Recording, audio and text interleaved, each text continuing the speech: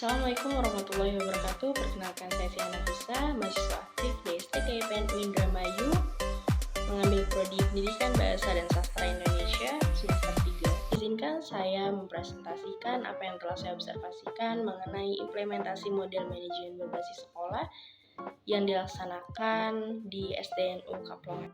Sebelum kita memasuki materinya, kita harus mengenal dulu apa sih manajemen berbasis sekolah itu. Manajemen berbasis sekolah itu strategi untuk memperbaiki mutu pendidikan dengan mengalihkan kewenangan pembuatan keputusan dari tingkat pusat ke tingkat sekolah.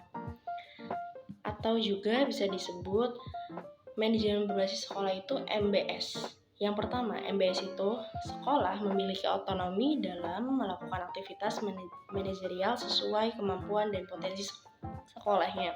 Dan yang kedua, mengambil keputusan di tingkat sekolah melibatkan warga sekolah. Yang ketiga, MBS ini merupakan strategi untuk meningkatkan mutu pendidikannya. Dan yang keempat, pemberdayaan sumber daya manusia di sekolah dengan melibatkan warga sekolah dan aktivitas dalam manajerial sekolahnya sendiri.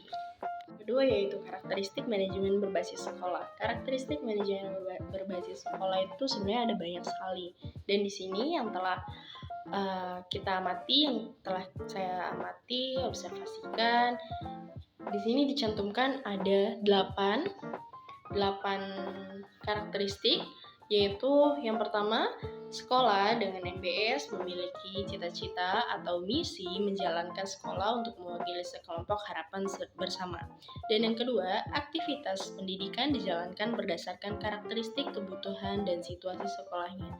Kita sebagai pihak sekolah tidak bisa menjalankan begitu saja tanpa memikirkan keadaan sekolahnya seperti apa. Dan yang ketiga itu terjadinya proses perubahan strategi manajemen yang menyangkut hakikat manusia dan juga organisasi sekolah.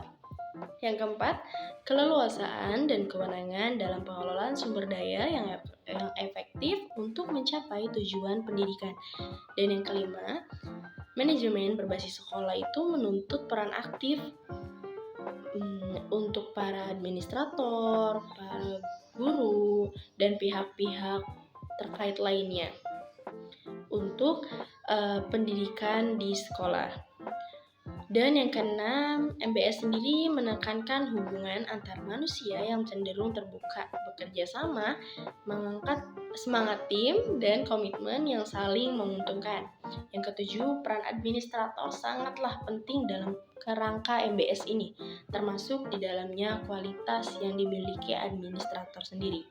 Dan yang kedelapan, dalam manajemen berbasis sekolah ini, efektivitas sekolah dinilai menuntut indikator multitingkat dan multisegi.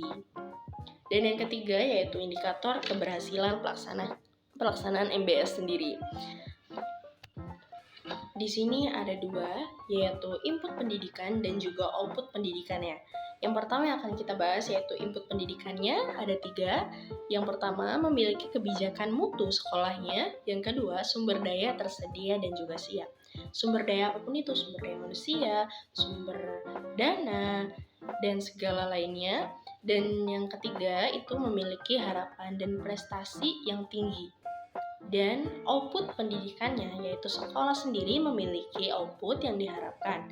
Prestasi sekolah yang dihasilkan melalui proses pembelajaran dan manajemen di sekolahnya. Dan next, ada proses juga. Setiap sesuatu itu pasti akan melalui prosesnya, yang di sini yaitu proses yang efektif pada umumnya memiliki sejumlah karakteristik proses sebagai berikut. Di sini ada sampai 5. Ada 5, yaitu yang pertama proses belajar mengajar yang efektivitasnya tinggi. Yang kedua, kepemimpinan sekolah yang kuat. Yang ketiga, lingkungan sekolah yang aman dan tertib. Dan pengelolaan tenaga kependidikan yang juga efektif. Selanjutnya ada sekolah memiliki budaya mutunya tersendiri. Dan yang terakhir yaitu sekolah memiliki teamwork atau tim kerja yang kompak, cerdas, dan juga dinamis. Guys, setelah tadi kita membahas dan mempelajari tentang apa sih arti MBS itu atau manajemen berbasis sekolah. Sekarang kita memasuki topiknya, yaitu hasil observasi yang saya lakukan di SDN Kaplongan. Hasil observasi yang saya lakukan itu menggunakan cara dengan wawancara dengan para muridnya dan juga wali kelasnya atau gurunya, yaitu dengan Bapak Muhammad Maknun selaku wali kelas 6.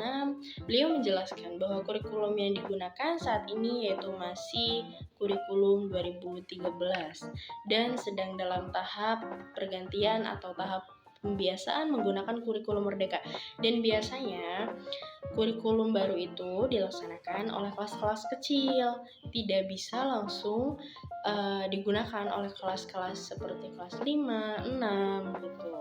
Dan selanjutnya ada berdasarkan hasil observasi wawancara kepada kepala sekolah SD-nya sendiri, yaitu Ibu Alfa.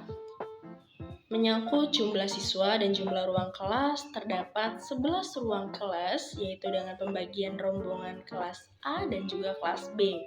Jumlah siswa pada tahun pelajaran sekarang ini atau pada tahun 2022 sampai 2023 berjumlah 379 peserta didik. Selanjutnya ada wawancara mengenai keuangan di SDN Kaplongan, bahwa biaya yang sekolah keluarkan untuk warga sekolah atau untuk para siswa harus memiliki rincian pembayaran. Untuk apa? Karena kalau tidak ada rincian pembayaran bisa menjadikan kesalahpahaman antara orang tua dan juga pihak sekolahnya sendiri. Maka dari itu harus ada rincian. Dan selanjutnya pengobservasian tentang mengenai manajemen sarana dan prasarana sekolah di SD ini sendiri. Beliau juga menjelaskan bahwa sarana dan prasarana yang ada adalah ruang kelas yang memadai dengan fasilitas seperti papan tulis, meja, dan kursi yang layak untuk digunakan siswa. Selain itu juga ada ruang UKS, perpustakaan, lapangan sepak bola, aula, musola, dan toilet. Itu pasti ya. Next, yaitu dari hasil yang tadi kita wawancara dengan Bapak Muhammad Maknun selaku wali kelas 6 mengenai manajemen hubungan masyarakat yang dilakukan di sekolah, mengatakan bahwa pihak sekolah sendiri menerapkan hubungan sekolah dengan orang tua, yaitu dengan mengadakan rapat pertemuan antara pihak sekolah dengan wali muridnya. Biasanya diadakan awal tahun dan juga akhir tahun ya. Hasil observasi yang telah saya lakukan di SDN Kaplongan ini telah menjelaskan bahwa SD ini telah menerapkan manajemen berbasis sekolah. Ya, sekian dari saya. Yang terakhir yaitu kesimpulan. Dikeluarkannya kebijakan mengenai otonomi pendidikan melalui strategi pemberlakuan manajemen berbasis sekolah ini. Manajemen berbasis sekolah sendiri bukan sekedar mengubah pendekatan pengelolaan sekolah dari yang sentralisis ke desentralisis, tetapi lebih dari itu. Melalui manajemen berbasis sekolah sendiri diyakini akan muncul kemandirian sekolahnya tersendiri. Selanjutnya ada melalui penerapan manajemen berbasis sekolah ini, kepedulian masyarakat untuk ikut serta mengontrol dan menjaga kualitas layanan pendidikan akan lebih terbuka untuk dibangkitkan kembali. Dengan demikian, kemandirian sekolah akan diikuti oleh daya kompetisi yang tinggi akan akuntabilitas publik yang memadai. Sekian dari saya. Bila ada kesalahan mohon dimaafkan. Billahi taufiq wal hidayah. Wassalamualaikum warahmatullahi wabarakatuh. See you. Akhirnya selesai juga. Apanya selesai?